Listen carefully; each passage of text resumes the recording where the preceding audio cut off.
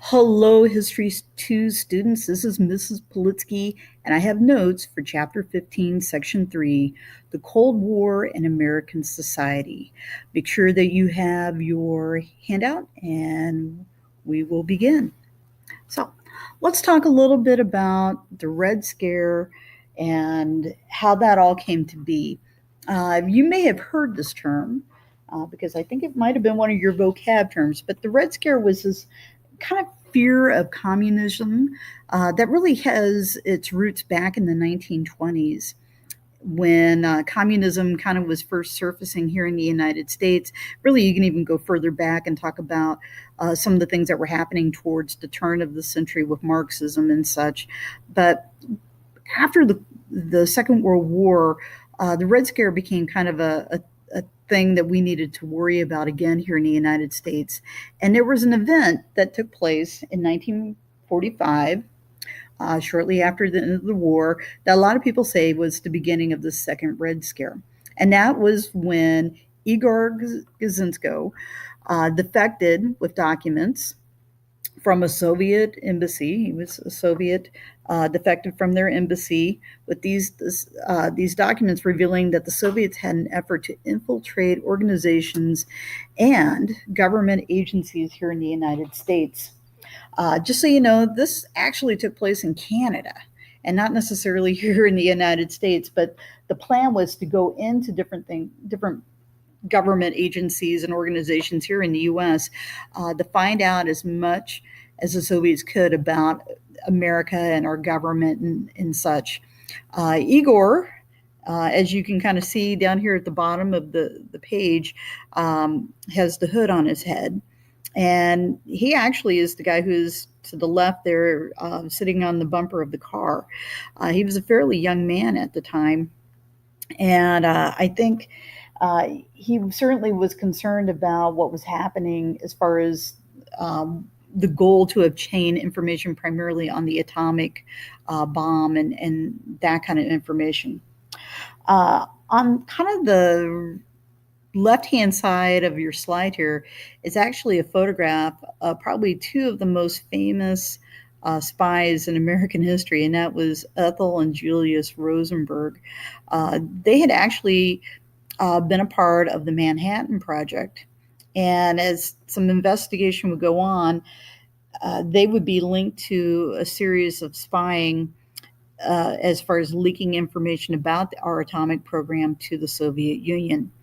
As a result of that, they were put on trial and sentenced to death. And both Ethel and Julius Rosenberg went to the electric chair to be electrocuted. They were a family. They had children. Their children were orphaned. They were taken in by some of their neighbors and raised to adulthood. And matter of fact, the Rosenberg children are still alive to this day.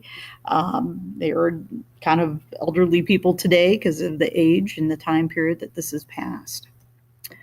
Number two, subversion. This is any effort to secretly weaken a society or overthrow its government. And there was a great concern about subversive activities. Obviously, what the Rosenbergs did was certainly subversive. Number three, between 1947 and 1951, more than 6 million federal employees were screened for their loyalty to the U.S. government. In many cases, workers were required to take a loyalty oath, which would basically say that they solemnly swear that they will uphold the duties of their job, but also to support the United States. Anyone who would refuse to take this oath would kind of come under suspicion that they might be sympathetic to the communist cause. And there were individuals, because of maybe religious beliefs, did not take the oath. And hence, some of them were dismissed from their jobs. As a result of that, we're going to have some lawsuits about whether or not it's right to make an individual take this kind of an oath to obtain employment with the federal government. Number four, FBI Director J. Edgar Hoover, who, by the way, has been at this point in time with the FBI for well over 25 years. He's kind of the man who becomes the face of that agency. But he urged what was known as HOAC, which is known as the House Un-American Activities Committee. That's what the initials stand for. To hold public hearings on communist subversion. And what's going to end up happening is this little committee in the House of Representatives, they're going to call individuals forth to investigate whether or not they know of anyone who is spying on the federal government. And what's going to end up happening is we're going to kind of have a little witch hunt to look for communist sympathizers.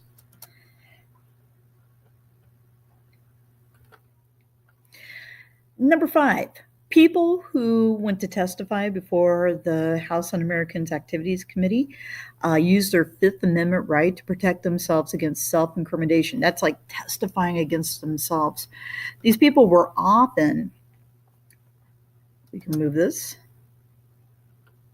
were often blacklisted, meaning that they were refused work here in the United States. In Hollywood, there were quite a few individuals, actors, actresses who were blacklisted. One of the more famous people who kind of ratted out some of his peers was actually Ronald Reagan. And Ronald Reagan at this period of time was, I believe, the president of the Screen Actors Guild. And so he kind of had a position of authority to speak on the behalf of the film industry, at least from the actor's point of view. And he was asked point blank if he knew of communistic sympathizers within Hollywood. And he had to say yes, he did.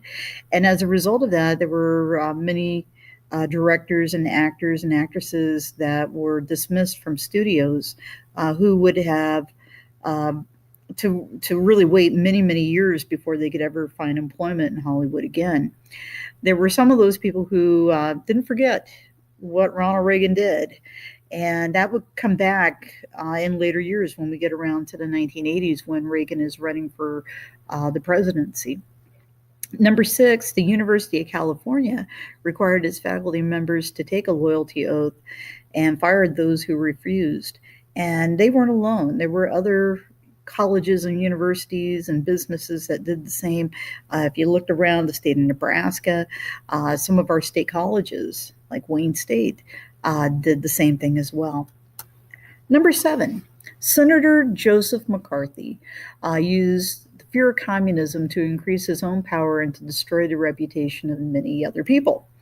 And number 7, Senator McCarthy claimed that he had a list of names of 205 communists working for the State Department. And before we get to that point, I want to talk a little bit about how this all kind of began with Senator MacArthur. MacArthur was a Republican U.S. Senator from the state of Wisconsin. And he had actually been elected to the Senate after World War II. He was supposedly a veteran. And there were a lot of veterans who came into Congress right after World War II because they had kind of the military background, and it was kind of patriotic to elect these folks. But he had given a speech in Wheeling, West Virginia, to a bunch of women who were there for kind of a social club. And in that speech, he warned these women that there were communists in our midst, and some of them were even working in Washington. And hence, this kind of propelled this desire to have a series of hearings before Congress. And one of the things that MacArthur was asked to do was to name names. And that's where this all kind of comes down. MacArthur distributed a booklet called The Party of Betrayal, which accused Democratic leaders of corruption and protecting communists. One of the individuals who was kind of in the, kind of targeted, I guess you could say, for being one of these individuals who was sympathetic to the communist cause was a guy named Alger Hiss. Alger Hiss supposedly worked for the State Department, and a series of articles appeared in Time magazine accusing him of hiding documents for communist spies. And this becomes known as something called the Pumpkin Papers because supposedly Alger Hiss had taken photographs of these secret documents. It was placed on what we call microfiche, which is a very, very small film that would have to be blown up on a some kind of projector so you could read the document. Anyway, these tapes or films were actually placed supposedly inside of a pumpkin outside of Washington, D.C., somewhere in rural Maryland, for the spies to pick up and to take a look at. And hence the name, the Pumpkin Papers.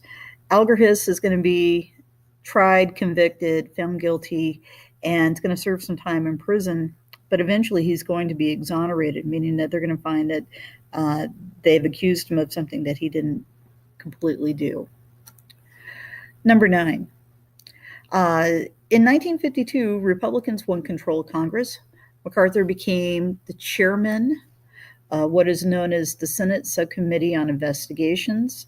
And in 1954, during that year, there's going to be a series of communist hearings before Congress where MacArthur supposedly is kind of looking for communistic sympathizers, and he's going to be asked time and time again for the name of the 205 sympathizers that are in Congress. At some point in time, MacArthur takes it one step too far, and he accuses the U.S. Army of harboring communist spies. And as a result of that, things kind of turn against him. So in 1954, the Senate passes a vote of censure, which is really the highest punishment that Congress can levy against one of its own members. This is basically to tell MacArthur that you have disappointed us, you have done something wrong. We're going to make sure everybody knows who you are, and to kind of make it kind of known that he is maybe broken some rules. Okay. What's going to end up happening is when the next election cycle comes up for MacArthur, he's not going to be reelected. And eventually he kind of fades into the dust and eventually dies at a very early age. Number 11. Obsessed with the fear of a nuclear attack, many Americans took steps to protect themselves. And in number 11, to protect themselves from a nuclear bomb, some families built backyard bomb shelters. And then they stocked them with all sorts of supplies like canned foods and such. Granted, not every family could afford to build a bomb shelter. But by the time we get to the early 1950s, the Soviet Union has actually detonated their first atomic bomb. By 1952, the United States is starting to work with hydrogen bombs. It's only going to take another year for the Soviets to have that same technology.